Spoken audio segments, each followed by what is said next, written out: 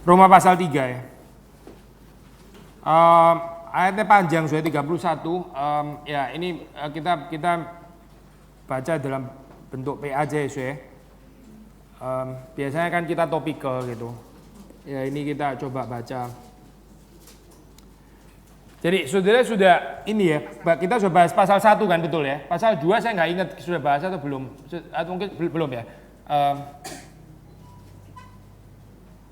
Tapi kita di pasal 3. Anyway gini saudara, strukturnya di dalam kitab Roma, kalau saudara atau surat Roma, saudara melihat di sini pertanyaan besar, yang ini sudah saya bahas ya di dalam ini Roma 1 waktu itu. Pertanyaannya itu adalah orang-orang Yahudi ini ya, yang ada di Roma karena ada pengusiran melalui Claudius Edict itu. Mereka terus kemudian mempertanyakan tentang keadilan kebenaran Allah ya. Keadilan Allah di mana gitu. Mereka kan bangsa pilihan. Tapi mereka kok bisa terusir dari kota Roma gitu. Maksudnya melalui Claudius Edict, seperti kayak seolah-olah Tuhan nggak memelihara kehidupan mereka.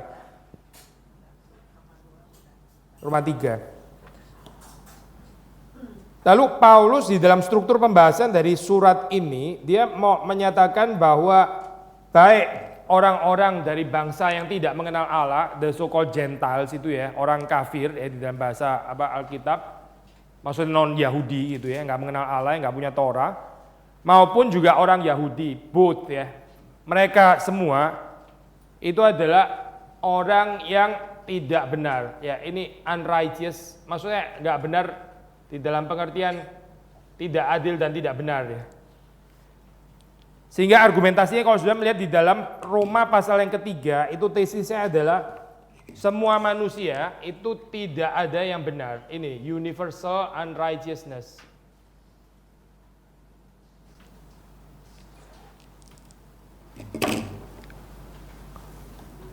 Orang kalau mau mempersoalkan tentang keadilan, dia sendiri harus adil dong, betul kan ya? Kalau dia sendiri nggak adil, dia mempersoalkan keadilan, itu orang benar-benar nggak tahu diri loh gitu ya. Kita kan seringkali bicara tentang keadilan, kebenaran dan sebagainya. Itu kan mengasumsikan sini sendiri harus punya modal gitu kan ya. Nah sekarang orang ini mempertanyakan keadilan Allah, di mana Allah balas tanya, kamu sendiri adil dah gitu. Kamu sendiri benar. Ternyata enggak. Kalau benar kenapa tanya tentang kebenaran gitu. Kalau tidak kenapa tanya tentang kebenaran. Nah kalau kita hayati dalam kehidupan kita sehari-hari ya, kita juga bisa ini bergumul dengan isu injustice ini ya, unfairness, ketidakadilan.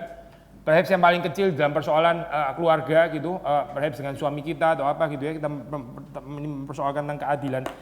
Bukan cuma kita, anak-anak kita mungkin juga bisa kayak gitu. Mereka salah satu kalimat yang sering kali keluar dari anak-anak itu ya, itu unfair gitu. Mereka anak-anak kecil tuh itu dari kecil mereka sudah punya sense of justice itu luar biasa tajam Jadi kalau kita nggak treat mereka secara fair ya, secara just, mereka akan sangat peka gitu. Mereka nggak akan komplain kalau mamanya kurang cantik atau make up-nya kurang tebel atau kok cuma pakai Viva bukan pakai yang Estee Lauder dan sebagainya, mereka nggak akan komplain urusan itu itu nggak penting sama sekali untuk mereka.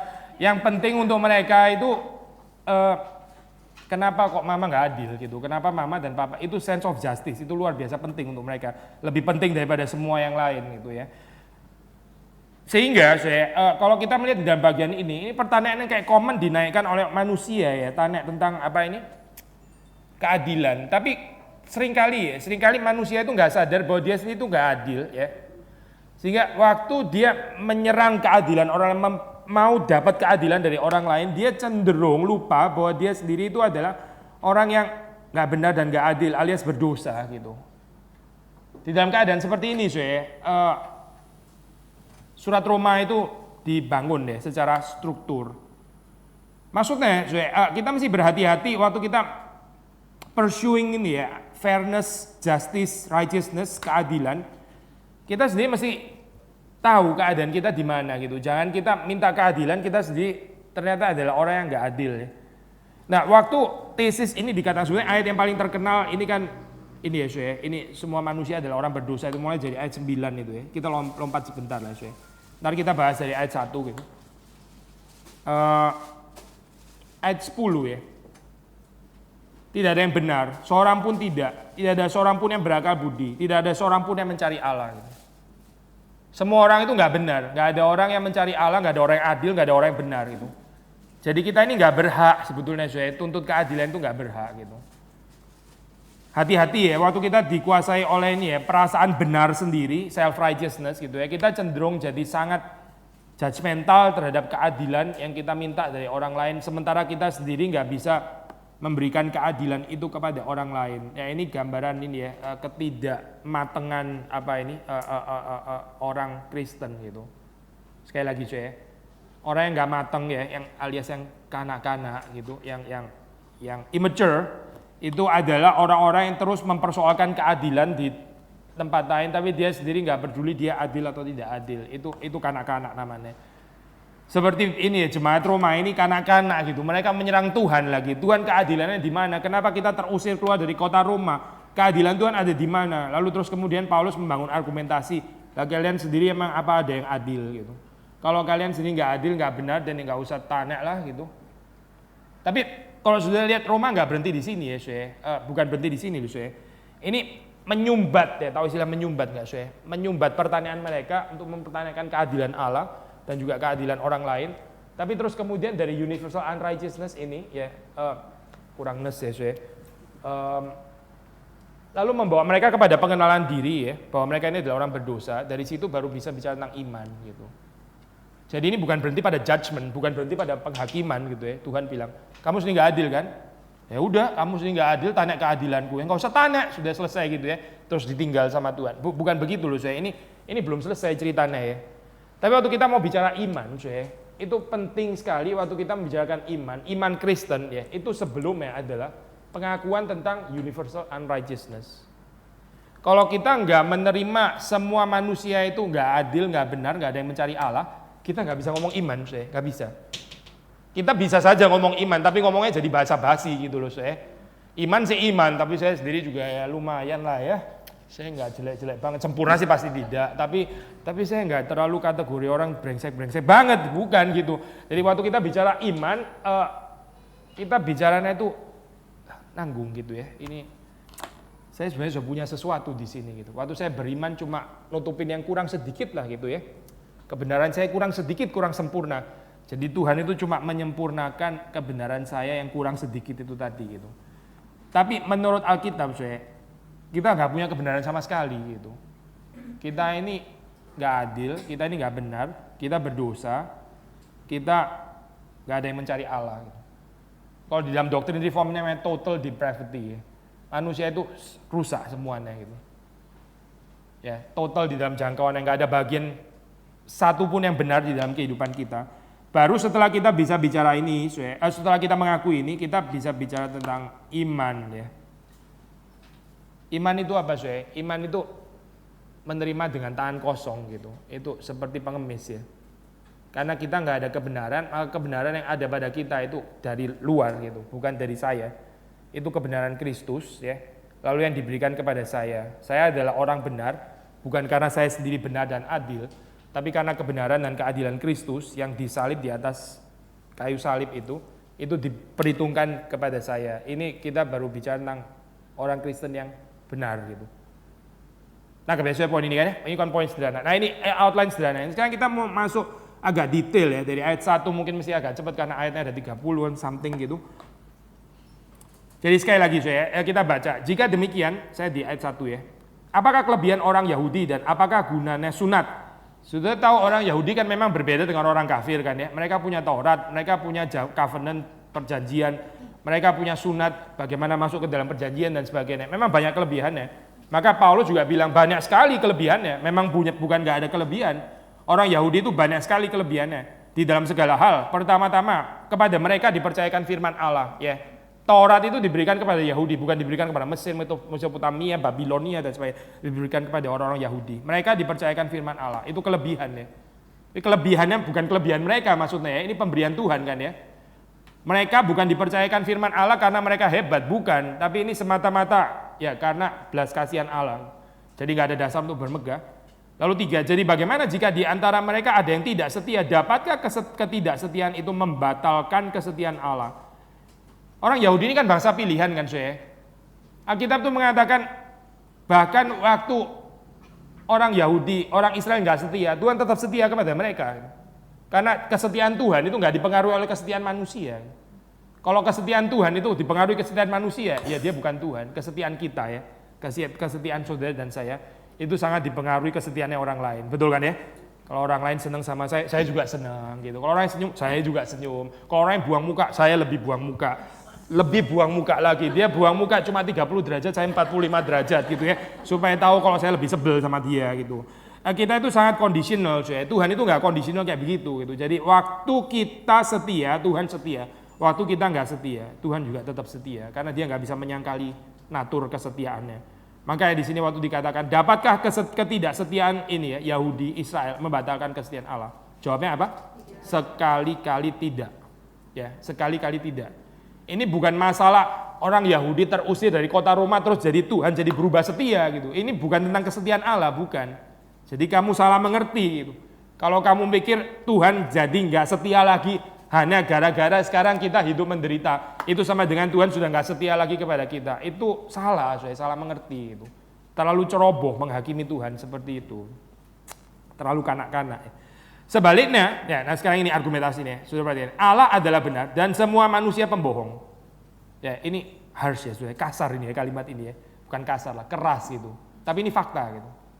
Kamu tanya tentang kesetiaan, kamu mau tanya tentang keadilan, kamu mau tanya tentang kebenaran. Sekarang saya kasih tahu ya, satu-satunya yang benar itu cuma Allah. Gitu. The only righteous itu cuma Allah. Kalian semua itu pembohong. Sekarang masih mau ngomong debat soal tentang keadilan, mau ngomong tentang kebenaran. Ya ini jawabannya. Yang benar itu cuma Allah dan kalian semua pembohong. Seperti ada tertulis, supaya engkau ternyata benar dalam segala firman-Mu dan menang jika engkau dihakimi. Tuhan itu memberi diri dihakimi loh, saya manusia yang berdosa gitu. Seperti diseret, ditarik ke pengadilan gitu ya. Kan orang menuntut keadilan, berarti yang terdakwa siapa? Tuhan kan? Nah kebahas ya. Ini kan Israel tanya tentang keadilan gitu. Yang sedang didakwa siapa? Tuhan kan sebenarnya gitu kan. Tuhan memberikan diri, oke, kita mau ini masuk ke court, masuk ke pengadilan, silakan. Akhirnya siapa di sini yang persoalan? Bukan Tuhan. Tuhan itu selalu benar dan manusialah yang tidak benar atau tidak adil. Ya, Tuhan itu menang jika dihakimi, ya, dia terbukti tidak bersalah. Tuhan kita itu so condescending ya, begitu apa itu merendahkan dirinya sampai dia itu bisa diajak berperkara. Ya. Kalau sudah baca kitab Ayub kan juga gitu kan ya. Saya mau berperkara dengan Tuhan. Tuhan bilang, ayo mau berperkara. Ya, kita berperkara. Tuhan turun gitu ya, menanggapi Ayub gitu. Kita mau berperkara, ayo kita berperkara. Terus habis itu debat sama Tuhan. Akhirnya Ayub yang mundur gitu kan. Waktu Tuhan bilang, di mana kamu waktu saya menciptakan ini dan itu ya? Kamu ada di mana? Kamu pasti tahu dong rahasia penciptaan. Apa ini kalimat-kalimat sindiran kan? Saya nggak tahu Tuhan, saya nggak tahu. Engkau terlalu besar. Nah itu sudah. Berarti mulai sadar sekarang ya bahwa manusia itu banyak ketidakadilan dan ketidakbenaran di dalam kehidupannya. So waktu kita di dalam hidup ini sekali lagi, so ini aplikasi sederhana ya. Waktu kita seringkali menuntut keadilan dari luar gitu, kita merasa kita diperlakukan tidak adil. Saya sudah sering ini kan sudah bicara jangan sering memainkan peran victim gitu, memainkan peran korban ya.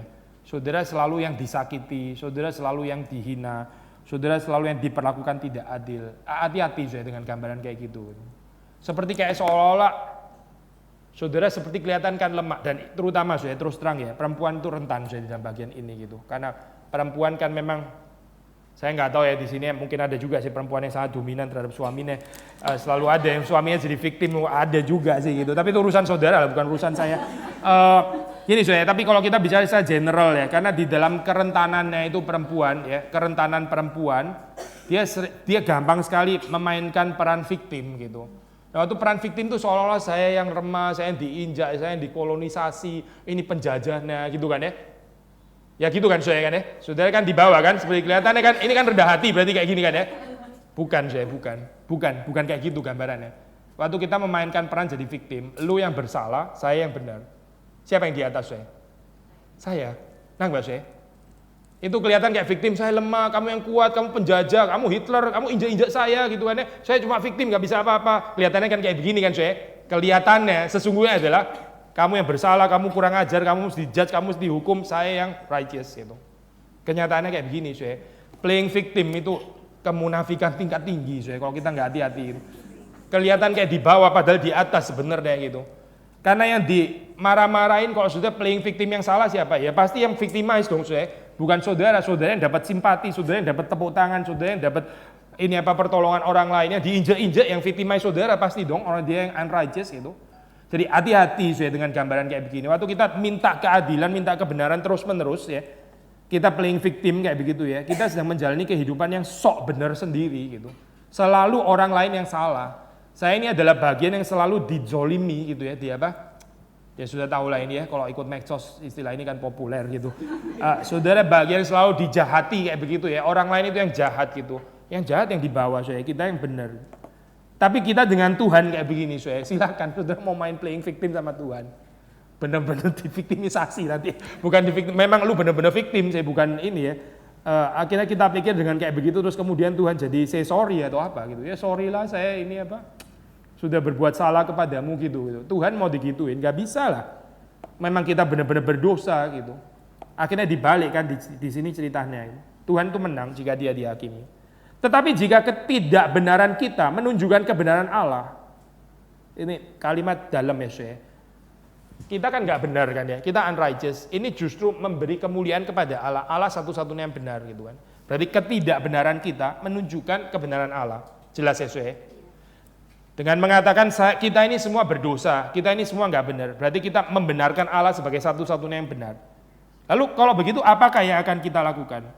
Tidak adilkah Allah aku berkata sebagai manusia jika ia menampakkan murkanya? Nah ini sulit ya saya bagian ini ya. Saya nggak tahu sudah mengerti nggak kalimatnya. Kalau gini Allah jadi nggak adil dong. Waktu saya berkata sebagai manusia, dia menampakkan murkanya. Lalu saya nggak adil justru mempermuliakan engkau jadi yang satu-satunya adil. Saya masih dimurkai. Bukannya saya sedang mempermuliakan engkau Tuhan. Nah coba saya logikanya. Ya kalau gini gimana ya? Tuhan ini benar-benar nggak adil dong kayak gini. Saya dibikin nggak adil supaya dia sendiri tampil adil sendiri gitu misalnya kan ya. Terus karena itu saya masih dimurkai lagi. Jadi gimana dong kayak begini? Saya jadi puppet dong, jadi apa ini namanya? Jadi boneka doang kayak begini kan ya. Untuk keadilan Allah, menyatakan kemuliaan Allah saya dinyatakan nggak adil, sebetulnya ujung-ujungnya dia cuma mau mempermuliakan dirinya sebagai satu-satunya yang adil.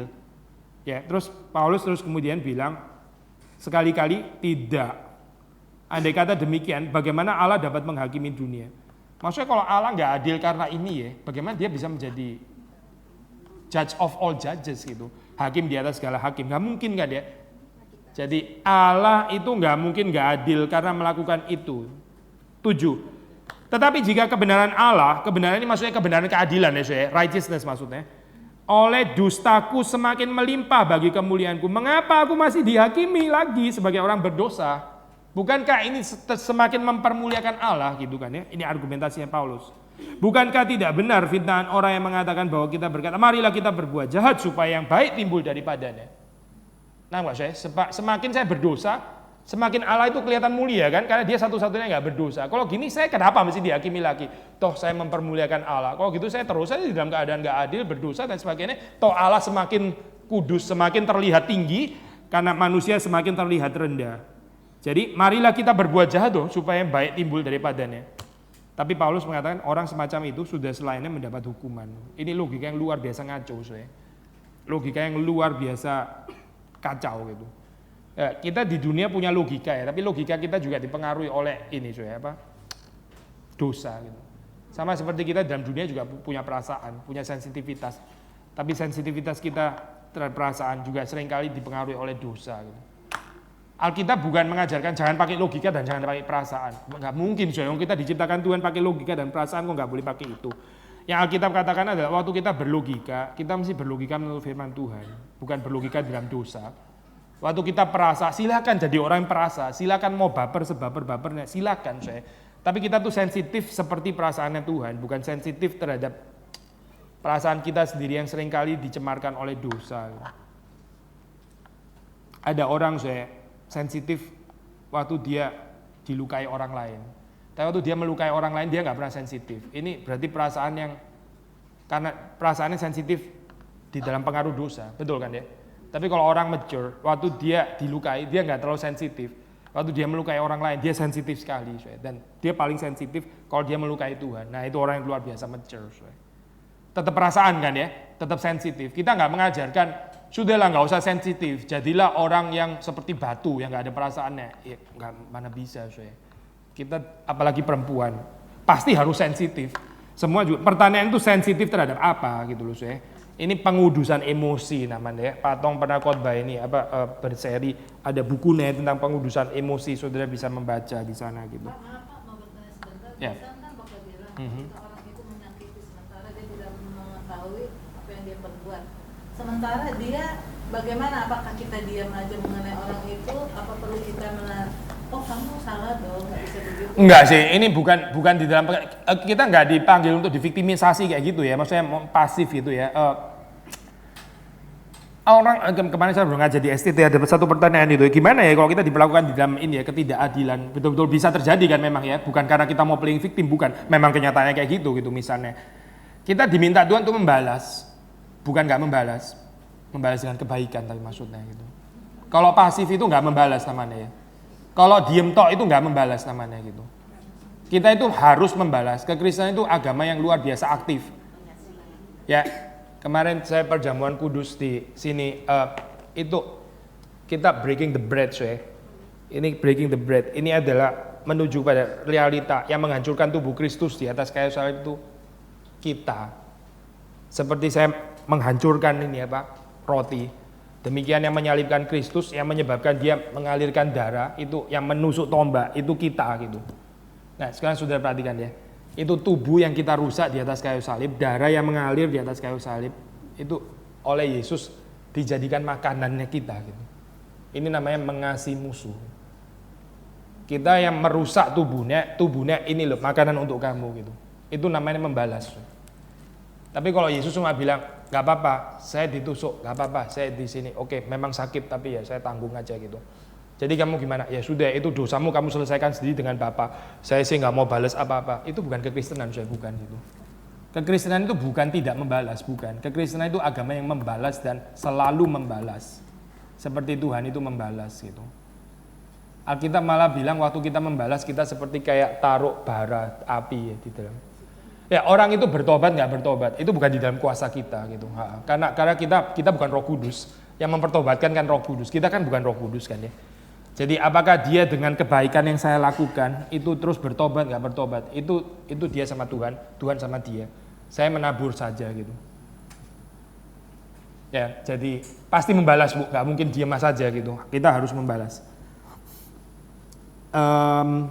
Tadi ya.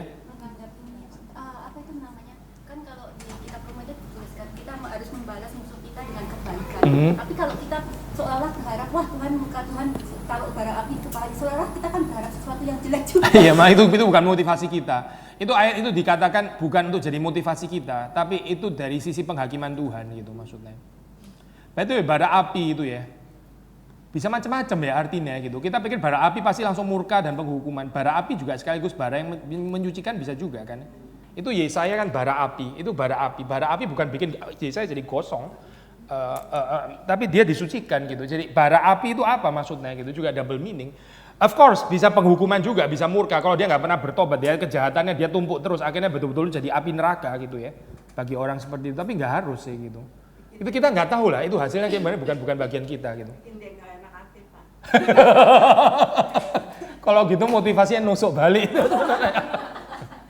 Nih nasi ini makan nih nasi. Gitu ya. Makan tuh sekalian abisin aja gitu. Gua nggak kebagian nggak apa-apa, itu sekalian sama itu satu gentong lu habisin sekalian aja, itu dandang di situ sekalian makan aja sekalian gitu. Ya itu bukan ini ya, bukan bukan nabur kebaikan namanya gitu. Itu kita revenge namanya.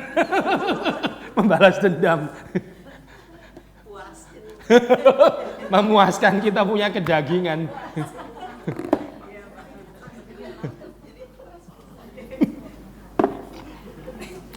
Tapi itu betul ya, kita nggak bisa jadi ini ya, bara di atas kepala api itu nggak boleh jadi motivasi kita gitu. Kalau jadi motivasi kita ya kita masih dikuasai ego dan kejahatan tadi gitu ya, nggak membalas dengan kebaikan. Kalau ditambah pipi kiri berikan pipi kanan itu gimana lagi?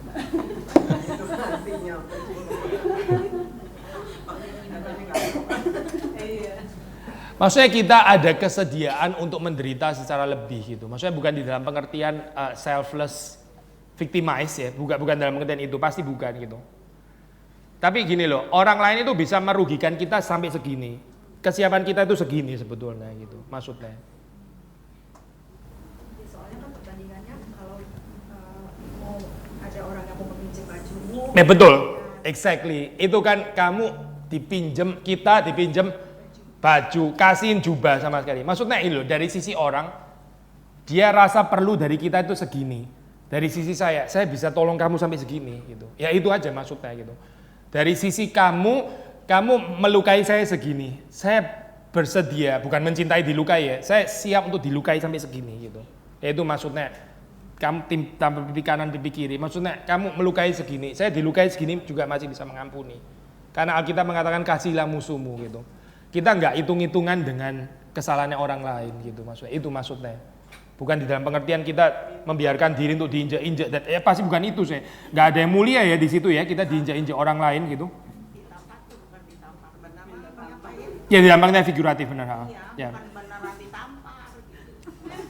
Ya. Oke, di dalam pengertian figuratif benar. Ya. Umpamanya gitu. Ya. Di dalam pengertian inilah simbolik gitu. Kalau gitu mah kasih aja Ya dulu ya. kiri siapa? Cium pipi kiri kalau sesama jenis agak geli bu. Ya bu gimana? Untuk diinjak-injak, Ya. batasan kita memberi melebihi kemampuan kita sampai batas diinjak itu gimana? Ya itu very personal. Jadi setiap orang bergumul masing-masing. Kita ada takarannya masing-masing. Ya. Dan itu nggak statis ya. Sekali lagi setiap kali porsi kita itu makin dalam gitu kan. Sekali lagi ya. Porsi kita itu makin lama makin dalam gitu. Hari ini kita kuat ngangkat koper segini gitu ya. Besok waktu lebih dewasa saya angkat kuat koper lebih berat gitu. Jadi itu terus bertumbuh gitu. Jangan terus pakai takaran hari ini terus gitu misalnya. Hari ini saya kasih persembahan segini. Harusnya setelah berapa tahun saya bisa lebih berkorban untuk Tuhan gitu. Nggak segitu terus gitu maksudnya harusnya. Ya, pengampunan kita juga gitu. Mestinya makin lama makin dalam gitu. Ini semua proses ya, tapi kita semua punya takarannya. Oke, kita lanjutin ini ya. Kita di mana tadi? Ayat 9. Jadi bagaimana? Adakah kita mempunyai kelebihan daripada orang lain? Ya, sama sekali tidak. Sebab di atas telah kita tuduh baik orang Yahudi maupun orang Yunani, mereka semua ada di bawah kuasa dosa. Yang punya Taurat, yang nggak punya Taurat, yang punya firman Tuhan, nggak punya firman Tuhan, semuanya apa? Berdosa. Nggak ada yang adil maksudnya. Dan kamu masih berani mempersoalkan keadilan Tuhan, gitu ya. Seperti ada tertulis tidak ada yang benar, seorang pun tidak ada seorang pun yang berakal budi, tidak ada seorang pun yang mencari Allah. Semua orang telah menyeleweng, mereka semua tidak berguna, tidak ada yang berbuat baik, seorang pun tidak. Ini bicara tentang apa sih? Universal sinfulness atau universal unrighteousness ya. Semua itu berdosa, semua itu nggak ada yang betul. Kerongkongan mereka seperti kubur yang ternganga, lidah mereka merayu-rayu, bibir mereka mengandung bisa. Mulut mereka penuh dengan sumpah serapah, kaki mereka cepat untuk menumpahkan darah. Keruntuhan dan kebinasaan mereka tinggalkan di jalan mereka dan jalan damai tidak mereka kenal. Rasa takut kepada Allah tidak ada pada orang itu. Selesai kutipannya. Tetapi kita tahu bahwa segala sesuatu yang tercantum dalam kitab Taurat ditujukan kepada mereka yang hidup di bawah hukum Taurat. Supaya tersumbat setiap mulut dan seluruh dunia jatuh ke bawah hukuman Allah. Maksudnya apa sih? Taurat kan sudah diberikan kepada orang Yahudi ya, pada orang Israel. Tapi mereka menaati nggak Taurat itu? Enggak kan? Mereka gagalkan menaati. Ya sudah, itu namanya menyumbat mulut mereka gitu. Kalau kamu bisa menaati firman Tuhan secara sempurna, silakan kita berdebat tentang keadilan. Mari kita discuss tentang apa itu keadilan, kebenaran. Kenapa kamu diperlakukan tidak adil? Lah kalau kamu sendiri nggak adil, kamu mempersoalkan orang lain memperlakukan kamu tidak adil. Apakah itu adil? Nah, nggak maksudnya poin ini ya.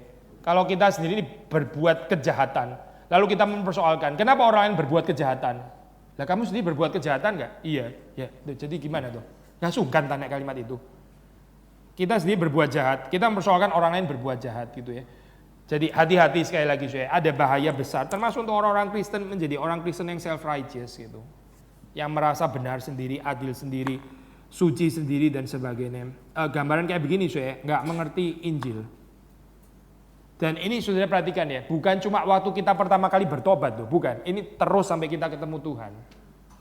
Kalimat Luther yang terakhir itu sangat menarik sebelum dia mati. Dia bilang, kita ini beggar, kita ini pengemis. Dan itu betul. Terus setelah itu dia meninggal.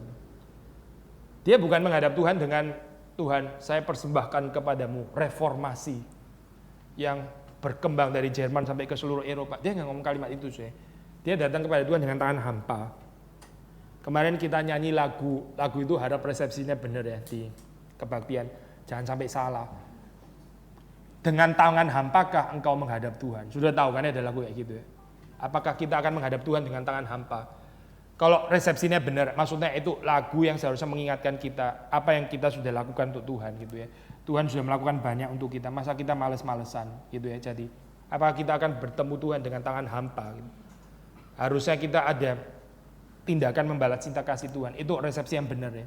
Tapi lagu itu bisa menjadi lagu yang celaka kalau kita hayati secara keliru ya. Tuhan, ini saya datang waktu entar ya matiin ini kesucian saya, kesalehan saya. Ini persembahan yang saya pernah berikan, jiwa yang saya menangkan bagi engkau. Ya. Kalbat ya, waktu terakhir ini apa dia pernah bilang, ntar kalau dia menghadap Tuhan, jangan pikir ya dia tulis Church Dogmatics itu segini kali soalnya ini apa. Calvin tulis Institute itu segini soalnya. Kalbat tulis segini, itu 9 kalinya Calvin Institute. Thomas Aquinas itu Calvin segini ya. Thomas Aquinas Summa itu 5 kalinya Calvin. Kalbat itu 9 kalinya Calvin. Jadi itu luar biasa ini soalnya banyak sekali tulisannya. Terus dia bilang, apakah terus saya akan mempersuasi ini Tuhan, Church Dogmatics yang saya tulis itu. Tidak, itu bukan orang Kristen, itu bukan orang Reform, itu bukan orang Calvinis, bukan. Kalau kita Kristen, kita datang kepada Tuhan dengan tangan hampa. Gitu. Terakhir pun tetap masih pengemis itu. Apa yang kita lakukan? Bukan kita lakukan untuk Tuhan, Tuhan yang melakukan melalui kita ya. Itu Tuhan yang melakukan melalui kita. Waktu kita menghadap Tuhan, tetap dengan tangan hampa. Gitu. Ya, Alkitab bilang ini ya, orang kaya itu pergi dengan tangan hampa. Justru orang miskin yang menerima berkat yang berkelimpahan dari Tuhan. Sudah nangkep gak ini poin ini ya? Orang kaya itu justru hampa. Orang yang tangannya hampa, justru yang karena hampa maka masih bisa banyak terima barang, betul kan saya? Kalau saya di sini pegang ini, coba saudara kalau saya kayak gini. Saudara mau kasih saya sesuatu, saya bisa terima nggak kayak gini? Sudah nggak bisa, sudah kebanyakan barang di tangan. Tuhan mau kasih saya, nggak bisa kasih lagi. Saya sudah penuh. Celakalah orang-orang yang kaya, orang-orang yang kenyang, dia nggak bisa terima lagi berkat Tuhan. Tapi kalau tangan saya kosong, saudara mau kasih apa? Ayo, ini masih bisa terima gitu. Ini reseptif namanya. Ini tangan yang masih bisa menerima ya. Celaka di dalam kehidupan kita kalau kita nggak bisa menerima lagi, saya. Bukan celaka kalau kita punya sedikit. Dunia ini mengajarkan celaka orang-orang yang nggak ada apa-apa. Berbahagialah orang-orang yang ada banyak. Alkitab bilang terbalik. Berbahagia orang-orang yang nggak ada apa-apa karena masih bisa menerima. Yang sudah pegang 15 hal kayak begini. Ini yang celaka karena dia sudah nggak bisa menerima lagi. Berkat Tuhan itu buntu untuk dia karena tangannya sudah terlalu penuh, saya. Balik lagi ke sini ya. Sehingga saya waktu kita menghayati ini ya, kehidupan kita ini nggak benar gitu, nggak adil. Itu tangan hampa namanya, betul kan ya? Semua orang itu berdosa, semua orang itu nggak benar. Ya ini berarti baru saya bisa tangan hampa menerima kebenaran Kristus itu. Tapi kalau saya sudah benar, sudah adil, sudah baik, ya kebenaran Kristus ya nggak usah lagi dong untuk saya gitu. Orang saya sudah penuh, terlalu banyak tangannya. Gitu. Bagaimana saya bisa menerima pengampunan Kristus di atas kayu salib? Nggak perlu juga kali ya, karena tangan saya sudah penuh sebetulnya gitu. Saya sudah righteous. Yesus sendiri bilang bukan orang benar yang membutuhkan gitu, orang berdosa yang membutuhkan Kristus. Bukan orang sehat yang memerlukan dokter, orang sakit yang memerlukan dokter. Dokter untuk orang sehat itu nggak relevan. Sudah terlalu penuh dengan kesehatan. Mau apa lagi dokter gitu. Jadi sekali lagi saya, kalau kita lihat di dalam bijaksana dunia, seolah-olah nggak enak ya, bilang kita ini berdosa, kita ini nggak adil, kita ini nggak benar, kayaknya bisa bikin orang jadi senewan tersinggung gitu ya. Masa saya dibilang berdosa, dibilang nggak benar dan sebagainya. Kita lebih suka bilang orang lain yang nggak benar gitu kan. Ketidakdewasaan itu apa sih ya? Selalu suka menyalahkan orang lain gitu, ya. Tapi nggak suka bicara kalau kita sendiri itu salah. Gitu. Kita accuse orang lain itu gampang sekali ya. Termasuk di dalam konflik yang kecil-kecil ya. Biasanya ada kejadian apa, musibah terjadi. Secara kedagingan ya. Pikiran kita yang pertama itu nyalain inilah gara-garanya siapa gitu ya. Bukannya introspeksi bagian kesalahan kita di mana, tapi kita cari ini siapa yang saya bisa salahin dulu gitu. Whether itu suami, whether itu anak, atau mungkin bahkan pembantu, tetangga, pokoknya siapa saja saya bisa tumpahkan kesalahan. Ini musibah terjadi gara-gara itu. Itu orang kanak-kanak, orang kanak-kanak yang tangannya penuh, yang nggak bisa menerima lagi. Tapi kalau kita mengakui ketidakbenaran kita, ya baru kita bisa bicara tentang ini iman. Baru kita bisa bicara tentang iman. Saya terusin ya. Jadi waktu Taurat diberikan kepada Israel, itu Israel tersumbat ya. Setiap mulut mereka tersumbat di bawah hukuman Allah. Nggak ada satu orang pun yang benar. Jelas ya 19, 20. Sebab tidak seorang pun yang dapat dibenarkan di hadapan Allah oleh karena melakukan hukum Taurat. Karena justru oleh hukum Taurat orang mengenal dosa. Dari firman Tuhan kita tahu bahwa kita ini nggak suci. Bahwa kita ini nggak mengasihi Tuhan dengan segenap hati, segenap kekuatan, segenap akal budi ya. Kita nggak mengasihi Tuhan dengan segenap jiwa. Kita tahu justru dari Taurat gitu. Kita tahu Alkitab mengatakan kasihilah sesama manusia seperti dirimu sendiri. Kita tahu saya nggak mengasihi sesama saya seperti diri saya sendiri. Saya terlalu egois. Jadi saya tahu saya mengenal dosa di sini ya. Justru Taurat membawa kita kepada pengenalan keberdosaan diri ya. 21 ya. Nah sekarang mulai masuk ini iman sekarang ya. Sudah tahu kita berdosa. Sekarang kita bicara iman. 21 ya. Tetapi sekarang tanpa hukum Taurat ya, tanpa Taurat kebenaran Allah telah dinyatakan seperti yang disaksikan dalam kitab Taurat dan kitab-kitab para nabi, yaitu apa? Kebenaran Allah karena iman dalam Yesus Kristus bagi semua orang yang percaya. Jadi mau orang Yunani kayak nggak ada firman Tuhan, nggak ada Taurat ya, atau orang Yahudi yang seringkali bermegah karena mereka punya Taurat, tapi juga nggak bisa menjalankan Taurat. Dua-duanya ini di bawah hukuman Allah. Dua-duanya berdosa, maka jalan satu-satunya itu cuma iman gitu, tangan kosong itu tadi ya. Kebenaran Kristus ya, yang diberikan bagi semua orang tanpa perbedaan. Karena baik orang Yahudi yang punya firman Allah, punya Taurat, mereka juga nggak bisa menjalankan itu, sehingga perlu kebenaran Kristus. Lalu Gentiles, ya apalagi nggak usah ngomong, Gentiles nggak ada firman Tuhan, nggak ada Taurat, sudah pasti perlu kebenaran Kristus kan ya. Tapi bukan berarti orang Yahudi lebih baik daripada orang Gentiles, karena dua-duanya itu tersumbat di bawah penghukuman Allah. Kebenaran Allah karena iman dalam Kristus Yesus. 23, kita baca sama-sama ya.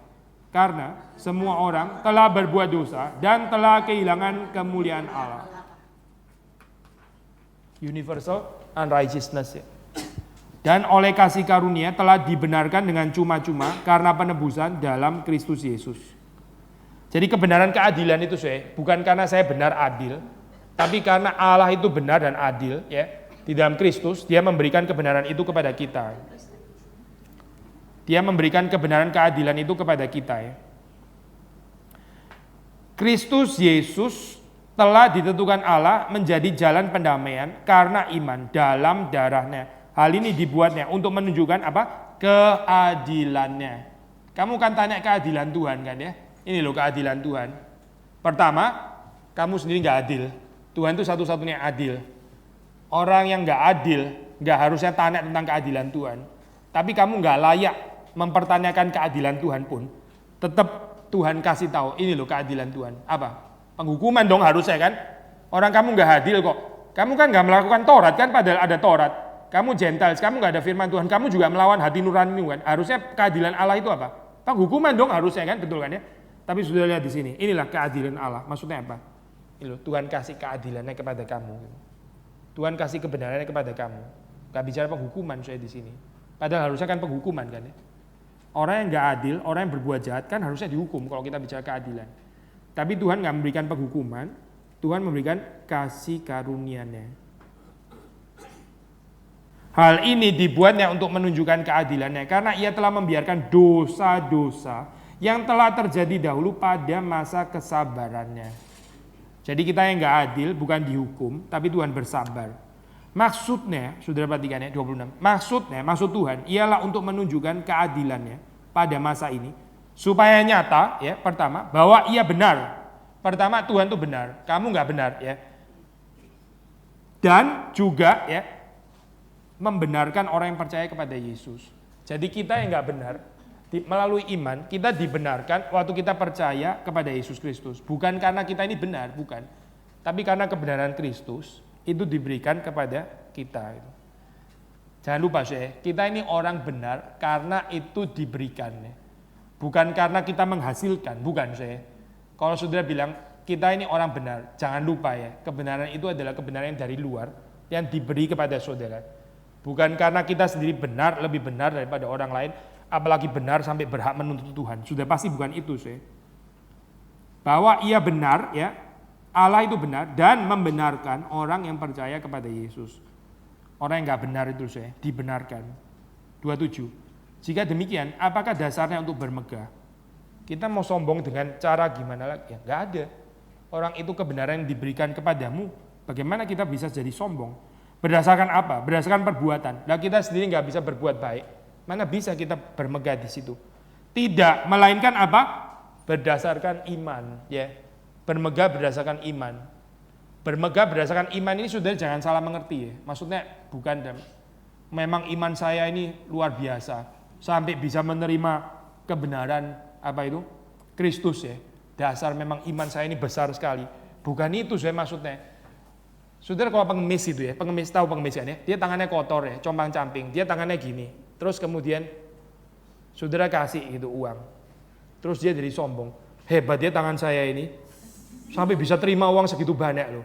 Ini gendeng ya, pengemis kayak begini gendeng gitu maksudnya. Aneh sekali kan ya.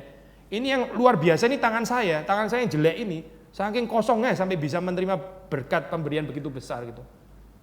Tangan saya lebih baik daripada tangannya orang lain gitu. Kan aneh ngomong kayak begini kan aneh sekali gitu kan ya. Saudara tolong orang lain, dia bermegah, dia sombong. Kenapa? Saya ini memang orang yang ini punya kesiapan untuk ditolong.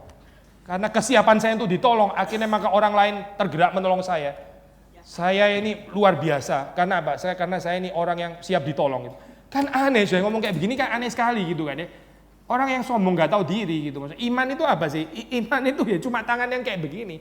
Kalau kita bermegah berdasarkan iman, maksudnya Paulus bukan kita memegahkan tangan yang sedang mengemis, pasti bukan itu.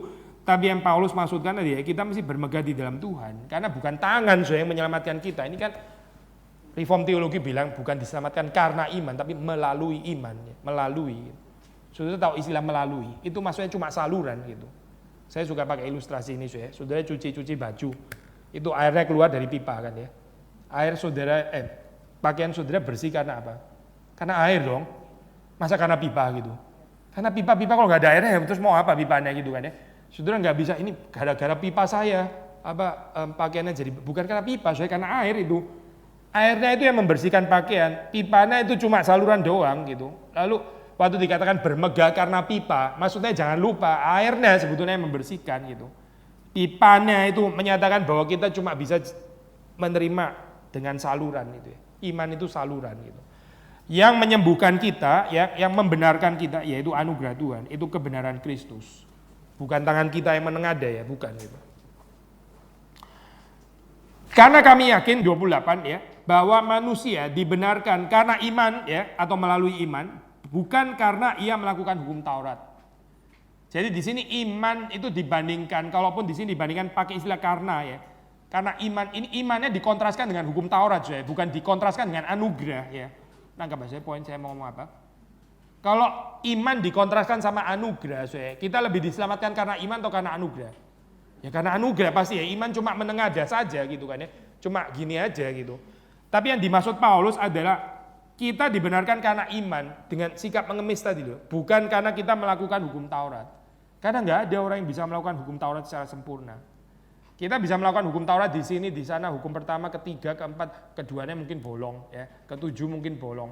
Dan Alkitab mengatakan kalau kita bersalah satu berarti sudah bersalah semuanya. Gitu. Atau adakah Allah hanya Allah orang Yahudi saja?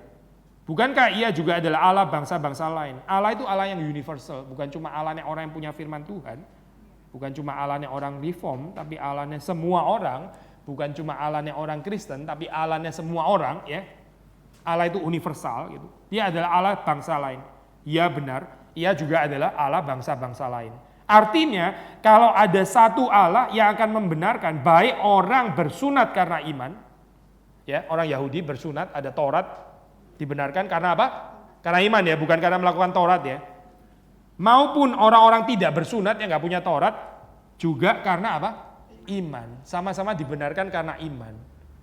Baik yang punya Taurat, nggak punya Taurat, dua-dua dibenarkan karena iman. Cuma bisa ngemis, cuma bisa tangan kayak begini loh. Tuhan kasihanilah saya. Karena yang punya Taurat juga nggak bisa menjalankan Taurat secara sempurna. Yang nggak punya Taurat dihakimi karena hati nuraninya. Tapi orang ini juga nggak selalu melakukan segala sesuatu sesuai hati nurani. Ya. Orang nggak punya Taurat pun, orang nggak pernah dengar Kristus ya, nggak pernah dengar firman Tuhan, tetap akan dihakimi Tuhan. Bukan berdasarkan firman Tuhan ya, karena mereka nggak pernah dengar firman Tuhan. Tapi berdasarkan apa? Hati nurani. Hati nurani itu kalau di dalam Roma itu seperti Taurat gitu. Dan itu ada di dalam hati manusia kan ya. Saudara nggak usah khawatir, orang-orang di pedalaman apa nggak pernah dengar Kristus. Mereka nggak akan dihakimi karena prinsip Kristus, bukan. Tapi akan dihakimi menurut hati nurani. Dan ada nggak orang yang luput daripada penghakiman ini? Nggak ada jawabannya. Karena kita tahu ya, itu sinfulness ya, unrighteousness. Ini so universal. Nggak kenal batas gitu. Orang mau hidup sesteril apapun ya, di tempat yang mirip paradise, cuma pohon-pohon doang, nggak ada teknologi, nggak ada ini, nggak ada apa, nggak ada Facebook, nggak ada Instagram, yang bikin orang iri, sombong dan sebagainya, nggak ada, semuanya nggak ada. Dia hidup di keadaan yang seperti kayak Taman Eden, tetap ada dosa di sana. Gitu. Jadi hati nurani manusia itu Tuhan taruh di sana, tapi manusia juga nggak menaati. Gitu. Jadi itu semacam Taurat bagi diri mereka. Intinya ayat 30 mengatakan, baik orang yang punya Taurat, yang bersunat, maupun yang nggak punya Taurat, yang tidak bersunat, dua-duanya ini dibenarkan karena apa Karena iman. Ya, 31 terakhir. Jika demikian, adakah kami membatalkan hukum Taurat karena iman? Sama sekali tidak. Sebaliknya kami meneguhkannya. Ya, ini memang belum selesai pembahasan sampai sini. Nanti masih ada pasal 4. Tapi kalau sudah melihat gini Paulus bukan mau membuang firman Allah ya. Bukan mau menghina Taurat, bukan gitu. Yang Paulus katakan adalah dengan Taurat kita nggak bisa melakukannya secara sempurna sampai kita dianggap orang benar, orang adil. Terus kita bawa kebenaran kita, ini loh Tuhan, saya sudah melakukan Taurat gitu ya. Saudara masih ingat kan ya, pemuda kaya itu yang Tuhan kan bilang, apa yang tertulis di dalam Taurat? Oh dia sebut gini kan ya. Aku sudah melakukannya sejak kecil gitu. Ini ya. Kalau saudara baca dalam bagian itu, dia sebut 5. Dari 10 itu ya, dia sebut 5. Itu sudah saya lakukan dari kecil. Terus Tuhan Yesus bilang apa? Jualah semua milikmu ya. Lalu ikutlah aku. Dia nggak mau kan Itu hukum pertama kan sebetulnya kan ya. Ya, jangan ada padamu Allah yang lain. Dia punya Allah yang lain yaitu uang gitu. Sekarang Tuhan bilang jualah itu ya. Maksudnya Yesus mau ngomong jangan ada padamu Allah yang lain ya selain aku gitu. Ikutlah aku. Karena aku satu-satunya Allah. Dia nggak mau kan Berarti apa? Berarti dia bolong di dalam itu pertama saja sudah gagal gitu. Dia bisa ngomong hukum kedua, ketiga, keempat. Saya sudah jalankan 5. Kalau sudah baca itu 5. Lumayan deh jalanin 5. Itu dapat nilai 50. Kalau di Indonesia masih nggak lulus Indonesia kan 60 paling sedikit gitu ya. Mestinya 6 gitu baru lulus. Ya 5. Oke lah lumayan, dia nggak dapat nilai 25, dapatnya 50 gitu ya. Tapi waktu Yesus cek ini baru cek 1 saja langsung kolaps gitu. Ya. Lalu berarti apa Itu ketaatan kepada 5. Itu nggak mungkin Bolong 1 sudah berarti bolong semua ya. Patong pernah kasih ilustrasi sederhana. Saudara mobil ya. Kan ada banyak pintunya ya. Saudara tutup semuanya, kunci. Saudara lupa 1 pintu. Percuma kan Atau rumah gitu. Saudara kunci semua, yang dapur kunci sini kan. 1 garasi lupa kunci. Ya sudahlah, bolong berarti itu gitu. Kan orang nggak harus masuk lewat ini, dapur nggak harus masuk. Tinggal masuk salah satu celah saja gitu. Ini dosa ya, masuk dalam kehidupan kita. Nggak harus melalui hukum yang ketiga atau hukum yang keempat. Dia bisa masuk lewat hukum yang mana saja gitu. Lalu distorted ya, lalu masuk dan akhirnya menghancurkan kita semua. Itu total depravity. Waktu saudara lupa tutup 1 pintu ya, yang lain pintu terkunci, ya ini sudah sempurna. Saya taati. Yang ini waktu dia masuk, ya sudah dia masuk ke semuanya kan berarti sudah kan dia. Saudara nggak bisa bilang karena cuma pintu garasi yang lupa terkunci, maka dia cuma bisa merusak garasi saja. Ya, dia akan masuk seluruh rumah Karena ini kan connected semuanya gitu kan ya. Yang dikunci kan dari luar ke sini gitu. Saudara lupa kunci ini, ya sudah dia masuk semuanya gitu. Itu namanya total depravity ya. Berarti seluruh kehidupan kita itu hancur gitu. Setelah dimasukin oleh dosa, dia cuma cukup merusak satu hukum saja, langsung mencemarkan semuanya. Orang yang di dalam hidupnya itu nggak menjalankan perintah pertama ya, jangan ada padamu Allah yang lain ya. Nggak mungkin dia bisa menghormati ayah dan ibunya, nggak mungkin, nggak mungkin. Orang yang ini nggak menjadikan Allah itu sebagai satu-satunya Allah, nggak mungkin dia nggak ada dusta, itu nggak mungkin, nggak mungkin gitu. Karena pelanggaran satu menghancurkan semuanya. Saya juga bisa balik, orang yang berdusta, saudara jangan bilang padaku Allah itu satu-satunya, saya nggak ada idolatry. Nggak mungkin orang yang berdusta itu sudah pasti ada idolatry. Sampai dia bisa berdusta akhirnya. Ada Allah palsu di dalam dirinya, mungkin dia ketakutan gitu. Sampai dia berbohong. Kalau dia ketakutan berarti ada sesuatu yang dia jaga dong di sini. Allah lain yang bukan Allah yang asli, sampai mengakibatkan dia berdusta dan sebagainya. Dan seterusnya dan seterusnya. Intinya adalah waktu kita gagal menaatkan satu hukum saja, kita sudah merusak semuanya. Tapi Paulus bukan mau mengatakan kalau gini Taurat ini nggak ada gunanya ya, karena cuma bisa menyatakan saya berdosa. Ya, lama-lama capek juga kita baca firman Tuhan. Cuma dinyatakan saya berdosa ya. Karena itu saya perlu iman gitu ya. Apakah cuma itu? Paulus bilang tidak. Memang ini belum dibahas di pasal 3 ya, tapi di pasal-pasal selanjutnya. Sebetulnya kita melalui Taurat ya, mengenal ya. Jadi Taurat gini Taurat kita tahu bahwa kita apa? Berdosa. Dari kita berdosa kita tahu kita cuma bisa beriman ya, bukan dengan melakukan Taurat. Karena ini gambuntu. Ini menyatakan kita berdosa. Kita beriman kepada apa? Kepada anugerah Tuhan ya, kepada kebenaran Kristus. Dari iman, keselamatan ya, terus kemudian saya jadi akhirnya bisa apa? Melakukan Taurat gitu. Melakukan Taurat. Jadi Taurat bukan nggak berguna, bukan dibatalkan tapi melalui Taurat saya mengenal saya berdosa. Jangan sok sudah rasa berhasil dulu menaati Taurat. Belum, kamu ini berdosa. Kamu perlu beriman, belas kasihan Tuhan. Tapi setelah kemudian kita beriman, ya, kita dikembalikan bisa menaati Taurat. Menaati Taurat karena kasih karunia ya. Bukan karena kita mampu, tapi karena keselamatan yang terlebih dahulu kita terima. Ya. Jadi maksudnya itu mestinya Tuhan memberikan Taurat ini ada dua fungsi. Ya. Untuk kita supaya tahu bahwa kita itu tidak bisa. Iya, benar. Keadilan Allah. Ya. Kedua supaya kita setelah diselamatkan kita bisa menyenangkan. Iya betul. Kita jadi melakukannya dengan bahagia. Orang Yahudi ini salah mengerti. Ya, orang Yahudi itu nggak masuk yang pertama. Jadi mereka langsung jam kepada kita sudah pasti bisa melakukan Taurat. Kita lebih baik daripada orang lain. Kita punya Taurat, mereka nggak punya Taurat. Ya punya Taurat sih memang betul. Di dalam hal ini mereka lebih baik daripada yang lain, betul. Paulus kan mulai tadi kita bilang ada kelebihan kan memang. Kamu punya Taurat, kamu punya sunat. Itu kelebihan betul gitu. Tapi kamu nggak punya kelebihan di dalam melakukan Taurat. Kamu sama seperti bangsa kafir. Karena kamu nggak melakukan, di dalam hal ini kamu sama, pelanggar.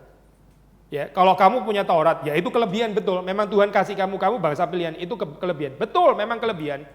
Ya, kamu ada teologi reform, betul itu kelebihan sudah punya teologi reform. Yang lain mungkin nggak ada. Tapi waktu kita lihat apakah kita betul-betul sinkron dengan teologi yang kita terima, ternyata enggak. Ya kalau gini kita nggak lebih baik sebenarnya daripada orang lain kan? Karena itu kita perlu belas kasihan Tuhan. Tapi setelah perlu belas kasihan Tuhan, lalu terus kemudian kita belajar teologi yang benar, kita menaati Taurat, ya itu kita menaatinya dengan rendah hati gitu loh Menaatinya itu rendah hati gitu ya. Karena anugerah Tuhan.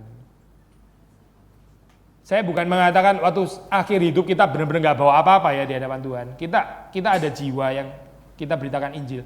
Tapi waktu kita menghadap Tuhan, kita bukan bawa itu bukan gitu. Karena ini kan kasih karunia gitu kan. Lebih baik datang dengan tangan hampa saja. Tangan hampa maksudnya nggak benar-benar hampa ya. Bukan nggak bekerja apa-apa, bukan gitu. Bekerja, tapi saya nggak bawa pekerjaan itu saya hadapkan kepada Bapak. Ini loh, dasar saya masuk surga. Bukan, kita tetap dengan tangan hampa gitu. Ya, kita ini diselamatkan, diterima, masuk ke dalam persekutuan dengan Bapa karena kebenaran Kristus. Bukan karena kesalahan kita, bukan. Termasuk kalau kita sudah dikuduskan. Bukan itu dasarnya, Oke, ada tambahan nggak, Ini apa? Gimana? Yang lain? Tambahan?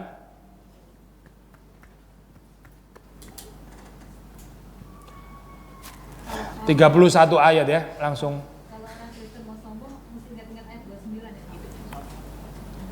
Kebanyakan manusia yang gampang banget GR salah kaprah. Iya. Ayat 23 ya, yang terkenal itu ya. Semua orang telah berbuat dosa dan telah kehilangan kemuliaan Allah. Ya. Gimana Pak kalau kita nyanyikan 29 dulu Pak? Yang tadi disinggung Bapak loh. Apa itu maksudnya gimana? Hampa dengan tangan hampa. Oh, mau ciptain lagu baru dengan tangan hampa. Ya. Enggak ya Pak? Enggak sih, saya nggak ada intensi untuk ganti lagu itu. Asal kita menghayatinya benar gitu ya. Lagu itu mestinya dimengerti bagaimana gitu. Maksudnya kita mesti mengerti di dalam Reform Spirit, bukan di dalam Arminian Spirit gitu ya. Kalau salah mengerti dalam Arminian Spirit, ntar kacau kita. Dan apa yang kita percaya di dalam eskatologis itu mempengaruhi hidup di sini dan sekarang loh saya. Kalau kita percaya eskatologis, nanti saya datang kepada Tuhan, saya bawa semua ini apa ya, pekerjaan Tuhan yang pernah saya lakukan gitu ya. Nanti selama saya di dunia, saya juga suka pameran yang kayak begini pasti gitu. Karena pengharapan di sana kan mempengaruhi yang di sini kan. Nah kebiasa ya. Tapi kalau saudara pengharapan eskatologisnya, saya akan datang sebagai pengemis. Saudara waktu di sini dan sekarang juga nggak suka ngomong apa yang saudara kerjakan, sudah lakukan ini, sudah korban ini. Saudara nggak tertarik ngomong itu karena kita percaya eskatologisnya ntar juga bukan gitu. Ini semua connected loh saya. Saudara punya pengharapan eskatologis bagaimana? Lalu penghayatan di sini bagaimana? Ini bukan cuma nanti yang akan datang. Yang akan datang itu mempengaruhi yang di sini dan sekarang gitu. Nah, kebanyakan poin ini ya. Oke, good. Ya. Itu kan Bapak bilang iman itu saluran. Ya. Saluran anugerah benar. Iya, tapi itu kan nggak tiap orang dikasih. Iya, betul. Itu harus berdoa minta apa gimana? Ya kita bisa berdoa untuk minta anugerah Tuhan, tapi waktu kita berdoa pun Agustinus bilang itu pun juga anugerah gitu ya. Maksudnya gini ya, kita nggak bisa masuk ke dalam bagian kedaulatannya Tuhan, dia kasih siapa, dia nggak kasih, kita nggak bisa ngatur itu anyway gitu ya. Kita nggak bisa jadi penasehatnya Tuhan gitu kan ya. Tapi bukan berarti kita nggak boleh minta, betul gitu. Kalau saudara tergerak minta, Tuhan, kita mengatakan kamu nggak ada bijaksana, mintalah bijaksana dari Tuhan. Gitu. Orang yang bisa minta bijaksana dari Tuhan itu pun juga sudah bijaksana yang dari Tuhan sebetulnya. Karena ada orang nggak ada bijaksana, tetap nggak mau minta bijaksana. Ada loh saya orang kayak gini ya. Sudah nggak bijaksana, tetap nggak minta bijaksana dan nggak merasa diri perlu bijaksana. Ya, ini benar-benar menyatakan memang dia sangat tidak bijaksana gitu ya. Orang yang rasa diri nggak bijaksana, minta bijaksana dari Tuhan. Ini orang bijaksana kayak gini. Dan orang bijaksana ini karena anugerah Tuhan gitu. Karena bijaksana Tuhan gitu. Ya. Menyambung seminar yang Sabtu ya. Iya. Ya. Kan ada pengharapan yang future. Iya benar. Apakah surga itu suatu harapan juga Pak?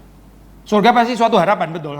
Iya pasti. Kita juga boleh dong mengharapkan surga sebagai reward atau apa gitu?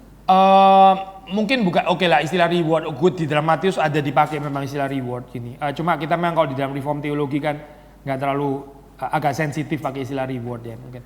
Maksudnya gini loh, reward itu bisa dimengerti dalam pengertian yang benar di dalam arti gini ya. Segala sesuatu yang ditabur di dalam hidup ini itu ada taburan ada tuaiannya pasti. Kalau kita menabur di dalam kejahatan, ya kita menuai kejahatan, kita menabur di dalam kebaikan, ya menuai kebaikan. Kalau kita mengerti reward dalam pengertian ini, oke, fine, itu clear gitu, itu alkitabiah gitu.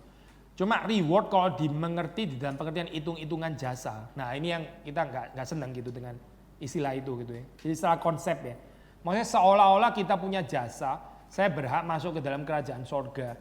Karena coba lihat kehidupan saya, dulu bejat, sekarang saya sudah jadi orang yang lebih baik. Karena saya menjadi orang yang lebih baik, lebih cinta Tuhan. Maka ini menjadi semacam dasar saya bisa masuk ke dalam kerajaan Allah sebagai rewardnya. Itu reward kayak begini pengertiannya jadi salah gitu.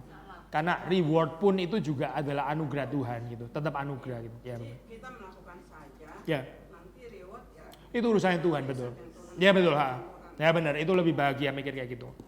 Saya bukan berarti di dalam surga nggak ada reward. Alkitab mengatakan ada kok reward gitu, nggak salah mengatakan reward upah gitu ya.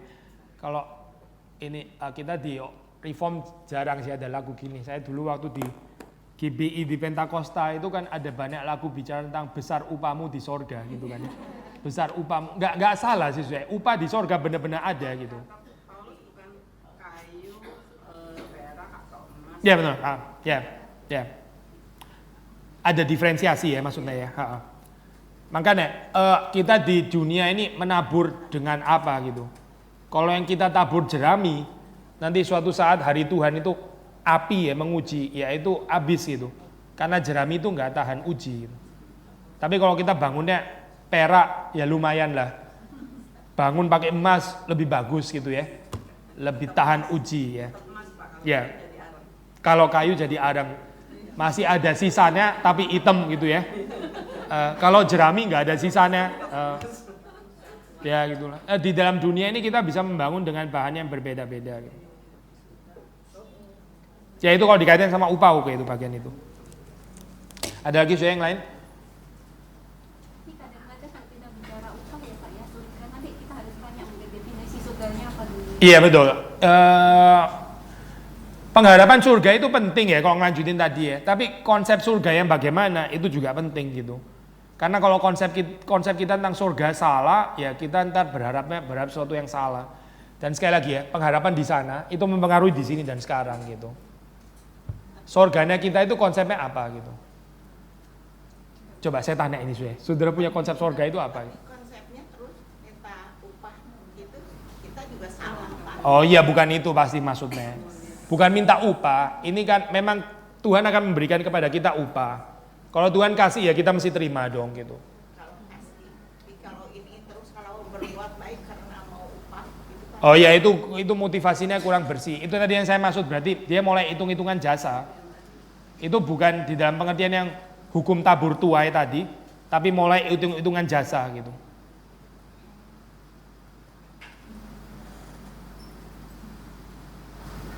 Ya. Allah itu kan cuma satu ya. Dia Allahnya bangsa Yahudi kan. Dia Allahnya Mesopotamia juga dong pasti. Yaitu Allah bangsa lain maksudnya. Bukan dewa, bukan. Ini enggak, ini Allah yang satu yang benar itu. Soalnya gini loh, konsep pada saat itu dewa itu kan teritorial. Jadi Mesopotamia punya dewanya sendiri, Mesir punya dewanya sendiri. Dewannya Mesir itu adalah Allah untuk Mesir, bukan Allah untuk Mesopotamia. Karena Mesopotamia punya dewannya sendiri. Tapi Allahnya Israel itu unik, karena dia klaim, saya bukan cuma Allahnya Israel. Saya ini yang menciptakan seluruh bumi. Jadi dia Allahnya semuanya gitu. Ini klaimnya Israel kan. Ya, Tuhan kita itu bukan cuma Tuhan orang Kristen, ini Tuhannya semua orang. Ya, Allah yang cuma satu itu gitu. Katanya ada 3.000 Tuhan. Ya itu urusannya ini ya kepercayaan lain tuh nggak tahu itu kita nggak percaya itu.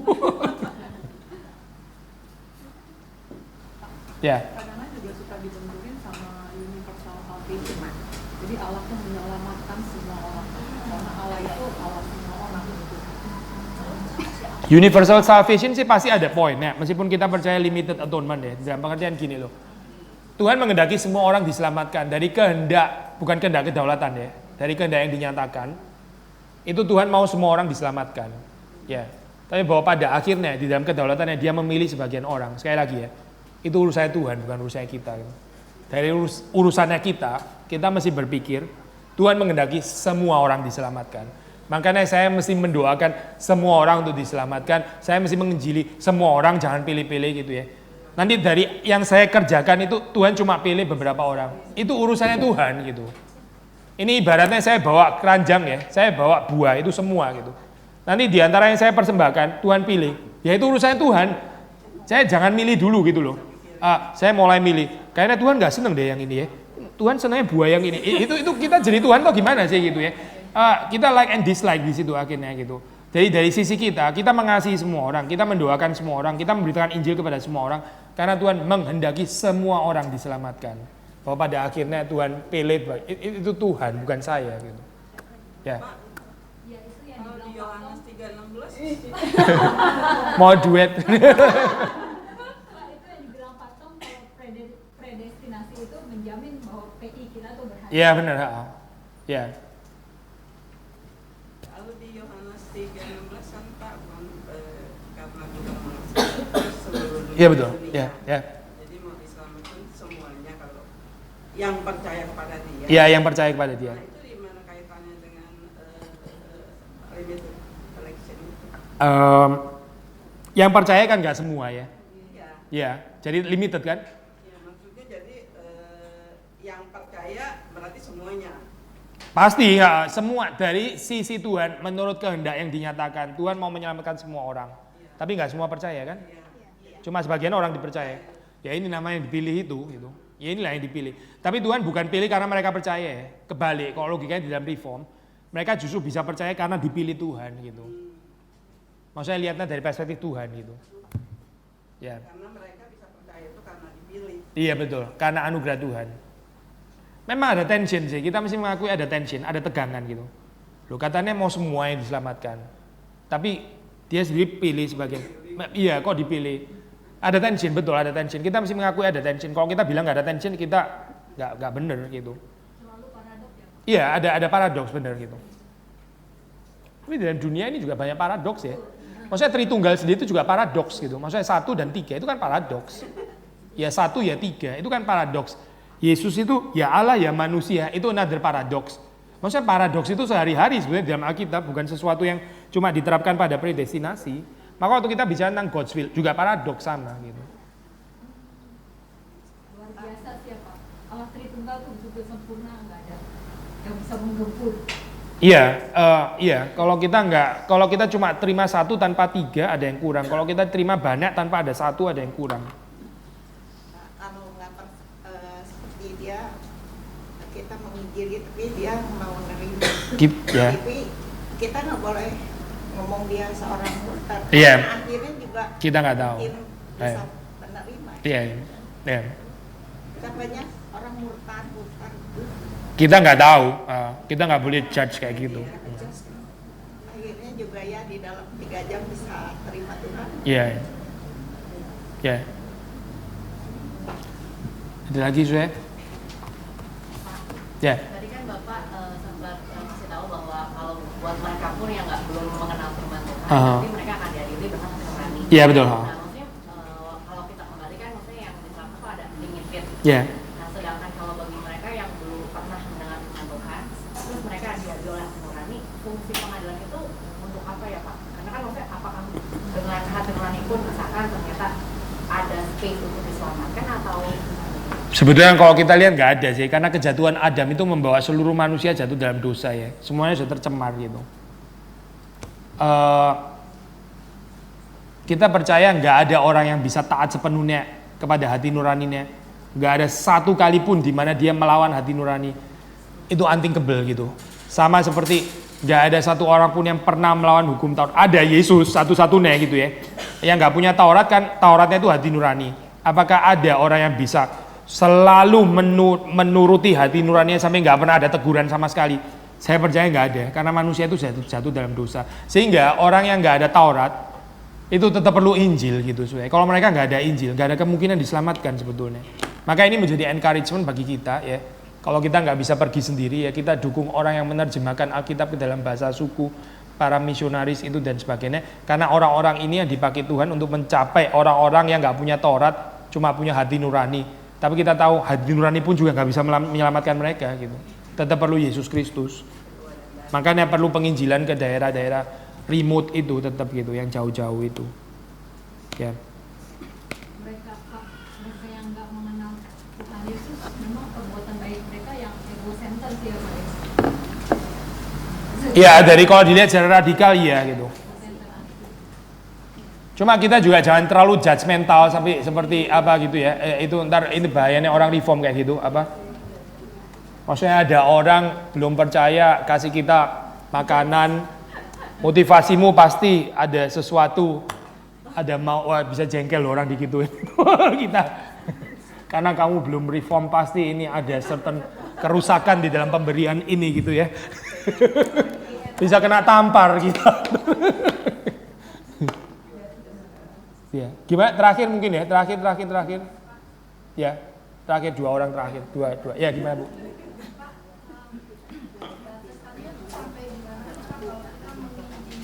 Menginjili orang yang benar kita kenal gitu, dekat gitu, kita deket gitu, batasannya tuh sampai gimana sampai kita boleh berhenti gitu loh Pak. Pertanyaan sulit itu, very personal ya. Cuma gini, secara prinsip ya, kita tahu kita might not be the only one yang menginjil dia gitu. Sama seperti kita didik anak ya, mirip gitu, tarik ulur gitu ya. Ditarik. Kalau anak kan kita udah tahu Pak, misalnya garisnya tuh ada sama kita gitu kan Pak. Iya betul, tapi itu pun tetap harus kasih space freedom untuk dia kan, tetap kan. Nggak bisa ditarik terus, nggak bisa kan, meskipun itu anak kita gitu. Anak tetangga sudah pasti harus kasih space gitu ya. Tapi anak kita pun juga harus dikasih space loh sebenarnya gitu. Menginjili orang ya sama, itu bukan keluarga kita, orang lain. Sudah pasti harus kasih space. Tapi space jangan kegedean kasihnya. Ntar kita terlalu males, nggak peduli sama dia, space-nya kegedean. Tapi juga jangan terlalu agresif sampai nggak kasih space sama dia. Akhirnya kita jadi orang yang annoying. Setiap kali ketemu ngomongin itu lagi, karena kayak nggak ada omongan yang lain gitu. Lama-lama dia nggak mau berteman sama kita. Nah itu batasannya gimana? Nggak bisa dijawab kayak begini Bu, nggak ada rumusannya. Setiap orang mesti bergumul sendiri-sendiri gitu. Kita mesti minta kepekaan Tuhan, kairosnya kapan momennya saya bisa ngomong yang dia perlu gitu. Waktu yang saat yang nggak perlu ya Tuhan nggak buka jalan ya saya jangan ngomong gitu. Itu perlu kepekaan gitu ya. Sama lah kayak kita sama suami ya, saya sama istri, saudara kan juga gitu dong, tahu dong harusnya suami lagi apa kita ngomong apa tahu dong mestinya kalau kita itu pasangan yang baik. Kalau suami lagi pulang capek, kita masih kayak itu tuh piring cucian ini belum beres, meledak gitu ya, kita tahu dong mesti ngomong apa gitu, mesti kasih hot chocolate atau apa gitu lagi capek. Tapi kalau dia tidur kelamaan, ya kita boleh lah ngomong itu piring-piring belum beres. Boleh lah ngomong kayak gitu kan. Kita tahu kapan ngomong apa kepada suami kita pas apa, kita tahu dong ya. Nah itu kepekaan kayak gitu dari mana? Ya dari relasi pasti kan ya. Dari relasi cinta kita jadi tahu gitu. Sama, waktu kita dengan orang lain dari relasi cinta, saya jadi tahu. Saya kapan mesti ngomong apa, saya jadi tahu gitu. Jangan sampai salah ngomong gitu. Ntar dia meledak. Tapi kalau dia sudah terlalu jauh, jangan nggak ditarik, nanti dia binasa gitu. Mesti ditarik gitu supaya dia nggak binasa. Ya. Ya benar. Ha. Oke, kita tutup doa ya. Biarlah kami boleh mengerti satu persatu tidak ada satu pun dapat kami persembahkan kepada Kami. Karena kami adalah sebenarnya pengemis-pengemis yang mengandalkan tangan kami untuk mendapatkan kasih karunia yang begitu besar di dalam hidup kami. Terima kasih ya Tuhan PA pada hari ini yang kiranya dia mencelupkan mata kami dan kami boleh melihat betapa besar kasih setia Tuhan dan kami boleh mempersembahkan seluruh hidup kami, bukan kekayaan kami dan sebagainya, tapi sungguh-sungguh kami boleh melihat sebagai pengucapan syukur. Dalam nama Tuhan Yesus kami berdoa dan mengucap syukur. Amin.